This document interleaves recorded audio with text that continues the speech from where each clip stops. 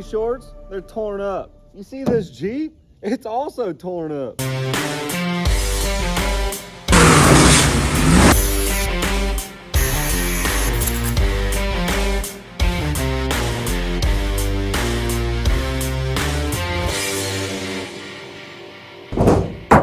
Oh, welcome back to the YouTube channel. I don't know how you started it.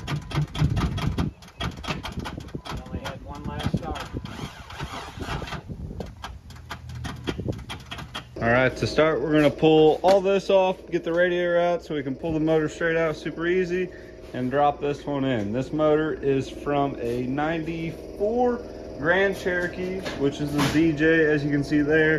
This is an XJ, but it should be pretty similar. I think you do have to change a couple things on it. Not for sure yet, but we'll know later in the video. This motor has 130,000 miles on it. That one's got 290. Hopefully it's good. Never heard it run, but it came out of a Jeep where the transmission was bad and the guy pulled the tranny and decided not to put a new one in it. So don't think he would do all that work unless the motor was good, but he was also a tweaker, so don't know.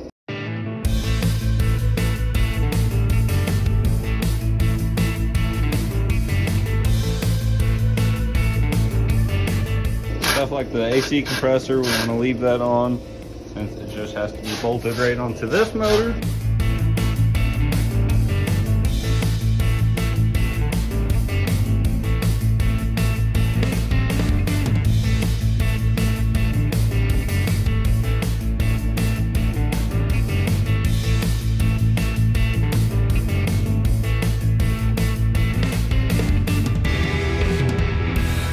This thing was dirty. Look how thick that is. Woo.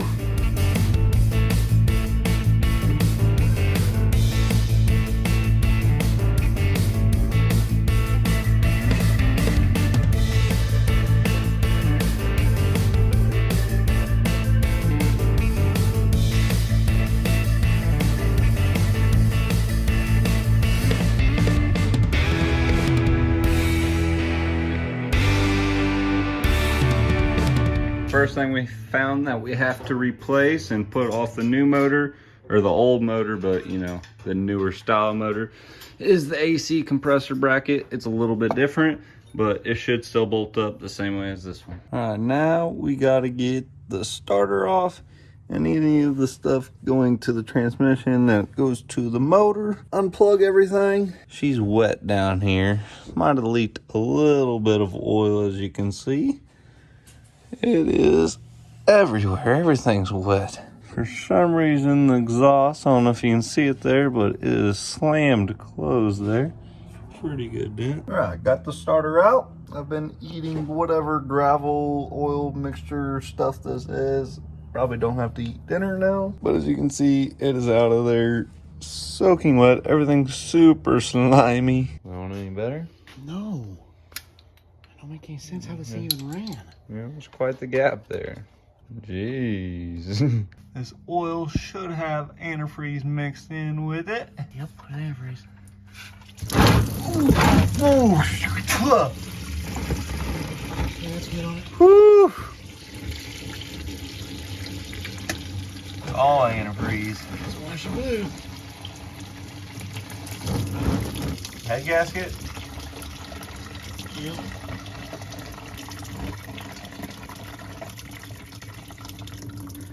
Wasn't expecting the splash. Oh man.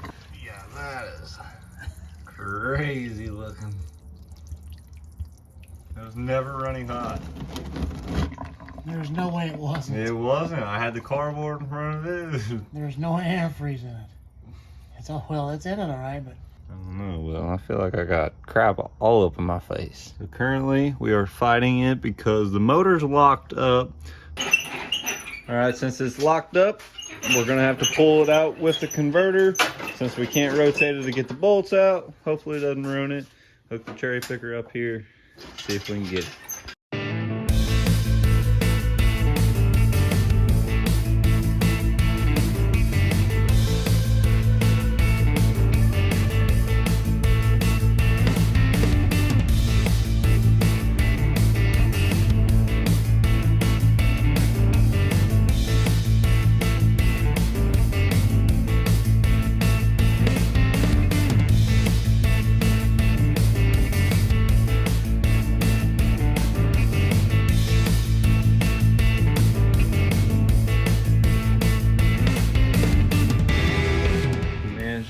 out of there.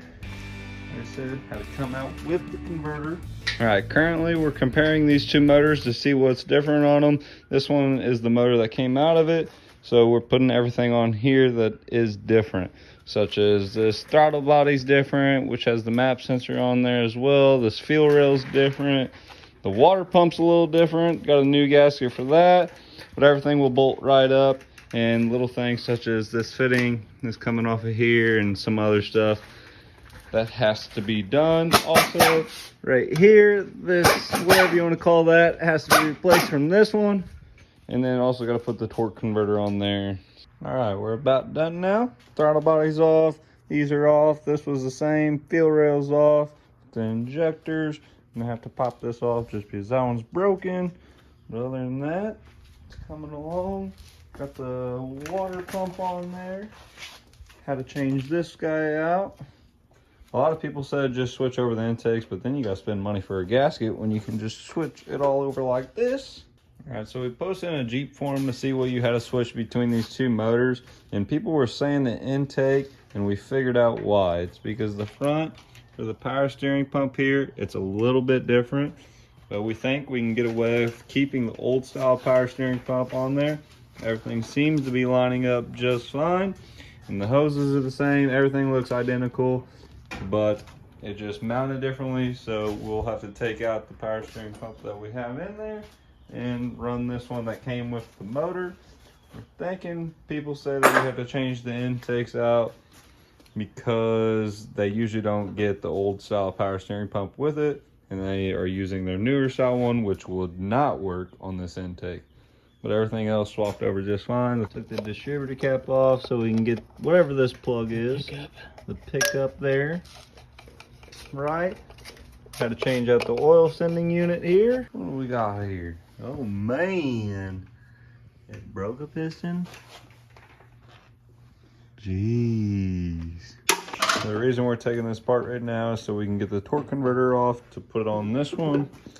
As you can see, there's the piston that blew apart. All right, if you're doing this and you're in the same situation as us where you have to take the motor out with the torque converter, when you put that in there, you want to line your splines up.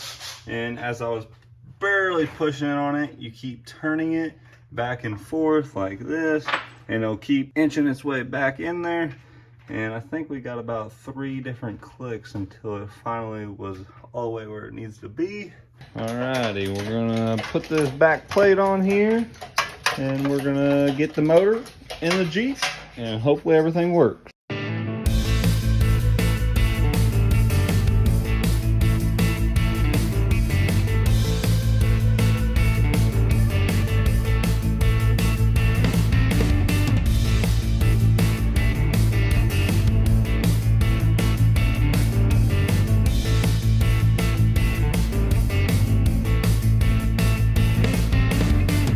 Alright guys, this thing is about buckled up here. If you caught it when we were talking about this intake being different and that you had to switch them over, we did get away with using the intake from this 94 motor, and we used the bracket for the power steering pump for my 98 motor. But what we had to do here, I said we might have to do a little bit of fabrication, and all that was is making a bracket that bolted in the intake with this original hole here and running a bolt to that bracket so it made it sturdy enough to be safe to drive. That should work out just fine. That's the cheap budget way of doing it. Kind of what this channel's about. We do everything on a budget, even if it's not probably the best way to do it, but this thing's gonna be just as strong as the factory mount that was originally on this motor. Gonna try and turn it over, see if it'll fire up before we do an oil change, antifreeze, all that good stuff. Hopefully the motor's good, because that was a lot of work. Power steering, plenty strong. Ain't going nowhere. Holding it to the intake, 2 spots there, attached to the water pump as well.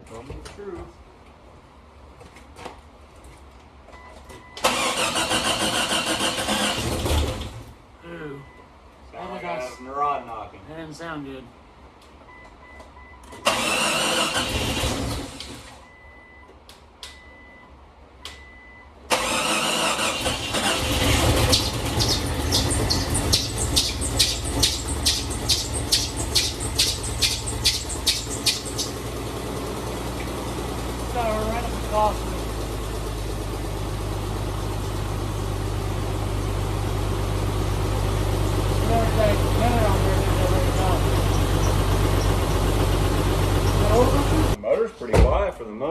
horsepower for a 4.0. Carrying about 38 pounds of oil pressure.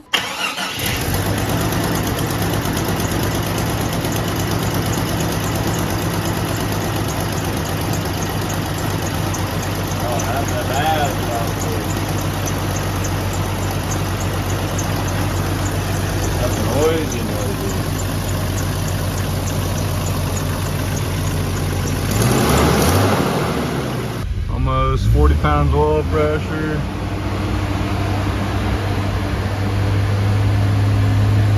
We got no check engine lights, nothing. That's a plus.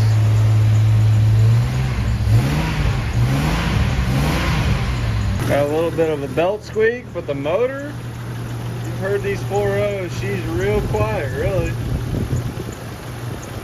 It's got a little chatter to it, but not bad. She's up to temp, heater core's clogged, so I need to flush that out. Oil pressure looks right, feed her the beans.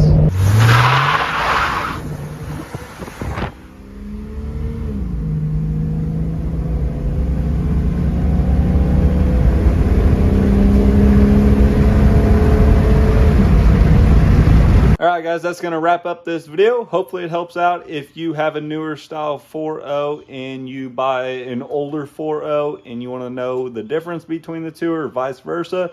If you are going to do this, just switch out the intake. It'll save you a lot of time and you won't have to mess with the power steering like we had to do here. Hope you guys enjoyed it, and this thing is for sale. If you're located in Missouri, $2,800, it's yours.